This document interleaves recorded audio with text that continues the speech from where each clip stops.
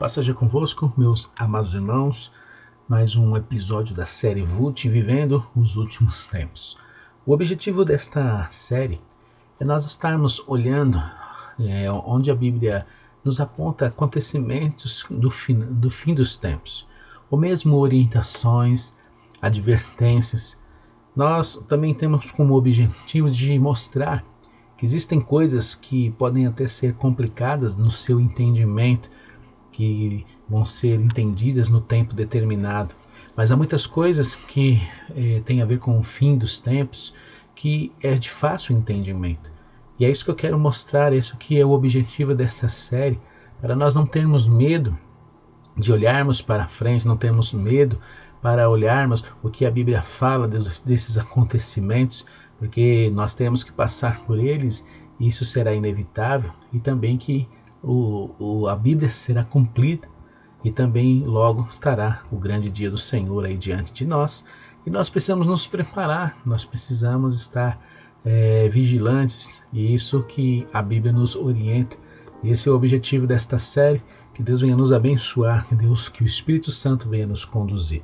Pai querido, nós agradecemos por mais essa oportunidade de divulgar a Tua palavra, de falar, de estar, Senhor, mostrando diversos assuntos que são de suma importância e que tem como objetivo de nos aprimorar, nos ensinar, nos preparar, que o Senhor venha ministrar através dessa palavra. Assim nós agradecemos. Amém. Amém, meu irmão? O texto de hoje, nós estávamos vemos ainda nos últimos episódios sobre a parte das cartas da igreja de Apocalipse. Nós não mencionamos uma carta que fala sobre uma profetisa, Jezabel, que tinha no meio daquela igreja. Então ali fala de alguém que estava infiltrado, alguém que estava ali destruindo a comunhão dos santos. Nós não mencionamos esta carta, porque ali você lê e você vê claramente algo que estava ali acontecendo, é de fácil ali de entendimento. Nós pulamos então para a igreja de Laodiceia. Eu queria ler o texto que está em Apocalipse capítulo 3, versículo 14, que diz assim: escreva esta carta ao anjo da igreja em Laodiceia. Esta é a mensagem daquele que é o Amém, a testemunha fiel e verdadeira, a origem da criação de Deus. Sei que tudo o que você faz, você não é frio nem quente. Desejaria que fosse um ou outro, mas porque é como uma água morna, nem quente nem fria, eu vomitarei da minha boca. Você diz: sou rico e próspero, não preciso de coisa alguma, e não percebe que é infeliz, miserável, pobre, cego e está nu.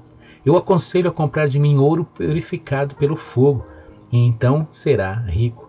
Compre também roupas brancas para que não se envergonhe da sua nudez, colírio para aplicar nos olhos a fim de enxergar. Eu corrijo e disciplino aqueles que amo. Por isso seja zeloso e arrependa-se. Preste atenção, estou à porta e bato. Se você ouvir a minha voz e abrir a porta, entrarei e juntos faremos uma refeição como amigos. O vitorioso se sentará comigo em meu trono, assim como eu fui vitorioso e me sentei com o meu Pai em seu trono. Quem tem ouvidos ou para ouvir, ouça o que o Espírito diz às igrejas.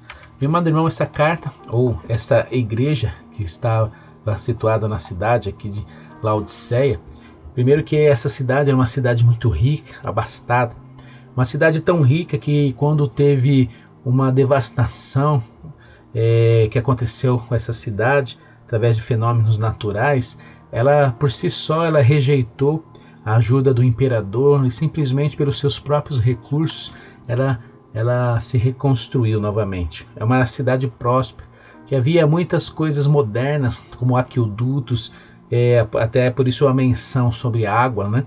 Havia ali aquedutos que levavam água às cisternas locais. Havia também uma grande fartura de riqueza, também como um unguento, como um colírio que servia de medicinais, né? Onde pessoas vinham de longe para buscar nesses lugares. E esta igreja ela se situava em meio a esta cidade, ao qual se beneficiava de tudo isso. Podemos dizer que era uma igreja rica. Mas A mensagem de Deus, ela é para todos. Não importa se é rico, se é pobre, não importa em que condição nós estamos. A palavra de Deus, ela tem que chegar a todos, e a palavra de Deus é para todos. E nós vemos aqui que então chega uma carta ao anjo da igreja de Laodiceia. E aqui nós vemos que em cada carta Jesus ele se apresenta de uma forma diferente. E aqui ele diz: esta é a mensagem daquele que é o Amém. O Amém significa assim seja, uma testemunha fiel e verdadeira, porque há testemunhas que não são fiéis e nem verdadeiras. A origem da criação de Deus. Novamente nós encontramos essa expressão: sei de tudo que você faz. E o interessante é que esta igreja, nós não encontramos nenhuma menção ou nenhum elogio. Nós vemos que igrejas que Jesus ele apresenta um elogio e depois vinha uma contestação, mas aqui não há nenhum elogio para essa igreja. Ele diz assim: você não é frio e nem quente. Desejaria que fosse um ou outro, mas porque é como uma água morna, nem quente nem fria, eu vomitarei da minha boca. Por que essa expressão? Nós vemos que é uma cidade que tinha aquedutos, uma cidade que tinha uma modernidade, e nós vemos que essa carta mostra algo que estava ligado a eles. E quando a água ela é fria, ela serve de refresco, ou mesmo quando a água ela é quente, ela serve até de um tônico, até mesmo de um benefício para o corpo. Mas a água morna, ela não serve de nada. No calor, ela é intragável. No frio, ela não resolve a situação. E assim também, aqui nós vemos que essa carta vem dizendo que esta igreja é uma igreja que não tinha influência ou não tinha nenhuma autoridade. Na verdade, no mundo espiritual, uma igreja que não servia para nada. Meu amado irmão, isso é algo terrível, porque nós vemos aqui que Jesus está dizendo que o morno para ele é repugnante, porque é quase como se Deus estivesse dizendo que seria uma condição imprestável. Não serve para nada, não tem utilidade. Nós, como representantes de Deus, representantes dos céus, a Bíblia nos chama de sal e luz. Por exemplo, o sal ele tem uma utilidade, a luz tem uma utilidade. Como podemos dizer que Jesus ele está dizendo que nós, aqui na terra, nós temos que ser influenciadores. Nós temos que gerar um padrão para que as pessoas olhem e digam: é assim que nós devemos proceder. Então nós precisamos ser esse sal, essa luz. Nós precisamos ser, como aqui no texto diz, como uma água que ela é quente, ou uma água que é fria, que tem utilidade, não como uma água que é morna. Aí no versículo 16 diz: mas porque é como uma água morna, nem quente nem fria, eu vomitarei da minha boca. É exatamente o que a palavra está dizendo. Essa igreja ela tinha uma pobreza espiritual. Sabe, nós vemos que em João 4:24 diz que Deus ele é espírito. E todos aqueles que vão o adorar, precisa o adorar em espírito e em verdade. Há uma condição. Essa condição espiritual que aponta como Jesus o principal tesouro. Até existe uma parábola que diz que um homem ele olhou e encontrou um grande tesouro no campo. Ele foi e vendeu tudo que ele tinha para adquirir aquele campo, para ter de posse aquele tesouro. Assim também Jesus é o nosso maior tesouro. Mas interessante que no versículo 17 a carta aponta para algo que aquela igreja se dizia. Ela, assim, no versículo 17 fala assim: você diz, sou rico e próspero, eu não preciso de coisa alguma. Sabe, meu irmão, muitas vezes nós achamos que nós não necessitamos de nada, pela condição que temos, pelas coisas, pelas pessoas, pelas influências, e isso é algo terrível, porque a Bíblia nos ensina que nós somos necessitados de Deus. Uma pessoa que acha que não precisa de nada, pela sua força, pelo seu braço, pela influência que ela tem, ou mesmo pela sua prosperidade, a Bíblia diz que é uma pessoa infeliz, uma pessoa miserável. Olha o que diz aqui na continuação do versículo 17. Você diz, sou rico e próspero, não preciso de coisa alguma. E aqui fala e não percebe que é infeliz, miserável, pobre, cego e está nu. Porque essa é a verdadeira condição espiritual daquele que se acha autossuficiente, daquele que confia na força do teu braço, daquele que confia na sua riqueza, daquele que confia na sua influência. A Bíblia diz que ele não percebe, porque a pessoa que está muito ligada às coisas desta terra, ela não consegue enxergar as coisas espirituais e muito menos as coisas eternas. É por isso que a Bíblia diz que o homem carnal, ele entende das coisas da carne, mas o homem espiritual, ele entende das coisas do Espírito. E aquele que entende das coisas do Espírito, ele sabe que por mais que eu possa buscar algo nesta terra, nada pode se comparar ou pode tomar o lugar do mais precioso que é Jesus. Então aqui diz que eles não percebem, como Jesus disse que no tempo de Noé vai acontecer hoje, as pessoas estavam casando-se, dando-se casamento, até que a arca teve a porta fechada. Assim também essas pessoas, elas não entendem ou estão pautadas numa falsa alegria. Mas infelizmente virá um dia em que eles vão perceber essa grande infelicidade, mas será tarde demais. Então há um conselho aqui nesta carta. Interessante que enquanto Deus está falando conosco, isso é algo bom, sabe? Nós vemos que nós ainda estamos vivendo um tempo que Deus está falando, Deus está nos mostrando, Deus está nos corrigindo, e isso é bom, que nós venhamos dar ouvidos para Ele, porque vai chegar um tempo, ou pode acontecer algo com uma pessoa, ela não vai ouvir mais, e a Bíblia diz que se não for o tempo do fim, pode ser o tempo da apostasia, onde muitos vão esfriar, muitos vão declinar, onde não vão conseguir mais ouvir a voz. Mas aqui há um conselho: para comprar de mim ouro purificado pelo fogo, então será rico. Compre também roupas brancas para que não se envergonhe da sua nudez, e um colírio para aplicar nos olhos a fim de enxergar.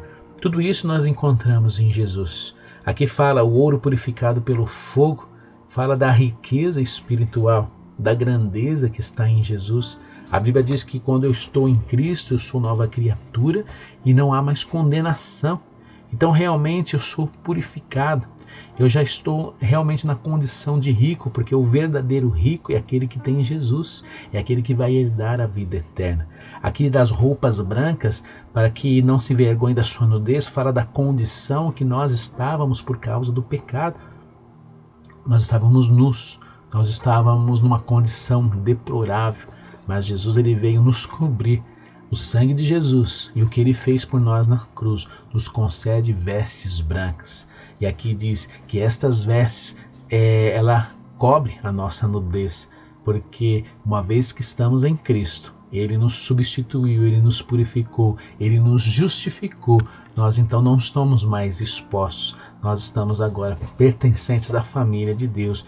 Então a Bíblia diz que nós recebemos estas vestes brancas, porque no passado havia um ritual do batismo, onde uma pessoa ela se despia no momento em que ela era batizada, e no momento em que ela saía, ela recebia uma veste branca para simbolizar que esse arrependimento, simbolizar também essa nova vida que estava ali surgindo. É por isso que aqui no texto usa essa expressão. E um colírio para aplicar nos olhos a fim de enxergar, tem a ver com tudo aquilo que acontece na minha vida quando eu sou ressuscitado. A Bíblia diz que quem está ligado no Senhor, verdadeiramente no Espírito, esse está vivo.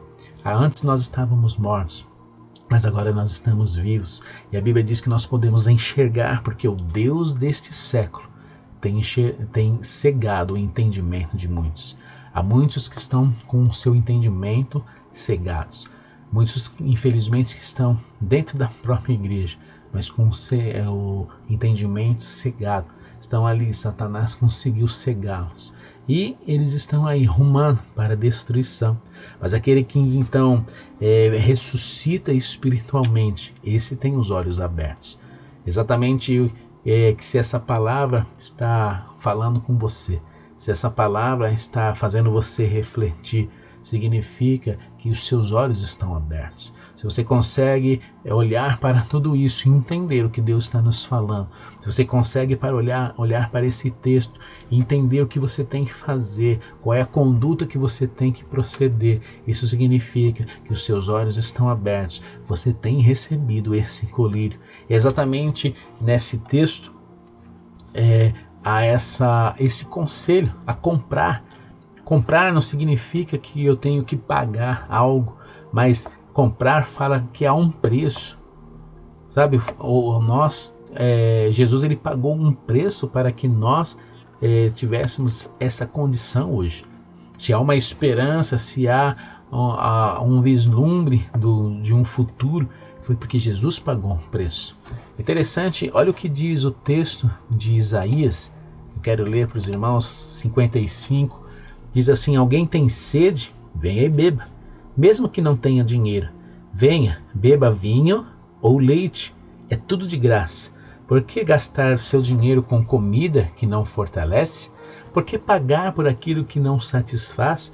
Ouçam-me e vocês comerão o que é bom e se deliciarão com os alimentos mais saborosos. Venham a mim com os ouvidos bem abertos, escute e encontrarão vida.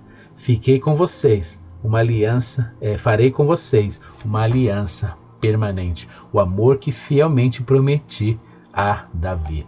E aí ele vai mencionando mais coisas, mas é interessante o que o texto fala. Aquele que tem sede, venha e beba, mesmo que não tenha dinheiro. Por quê? Porque foi Jesus Cristo que pagou por nós. Ele comprou e liberou para nós. Então, quando aqui falam deste conselho, aconselho que compres de mim, está falando que há um preço, e o preço é eu entregar a minha vida, o preço é eu seguir obedecendo, o preço é eu carregar, ou como Jesus disse, tomar a minha cruz e seguir. O preço é eu ser disciplinado por Jesus, o preço é eu me tornar um discípulo dele, o preço é eu lutar contra a carne, lutar contra o pecado. Então é isso que ele está dizendo. Eu aconselho a comprar de mim este ouro purificado, comprar as vestes brancas, este colírio. E aqui no versículo 19 ele diz o seguinte: eu corrijo e disciplino aqueles que amo, por isso seja zeloso e arrependa-se. Nós vemos aqui que encontramos novamente essa expressão de arrependimento. Se há um pedido de arrependimento, um alerta ao arrependimento, significa que esse proceder é pecado. Sabe, nós temos que nos relacionar com o Senhor intensamente. Sabe, nós temos que nos relacionar com o Senhor, não simplesmente com práticas. Isso é muito perigoso.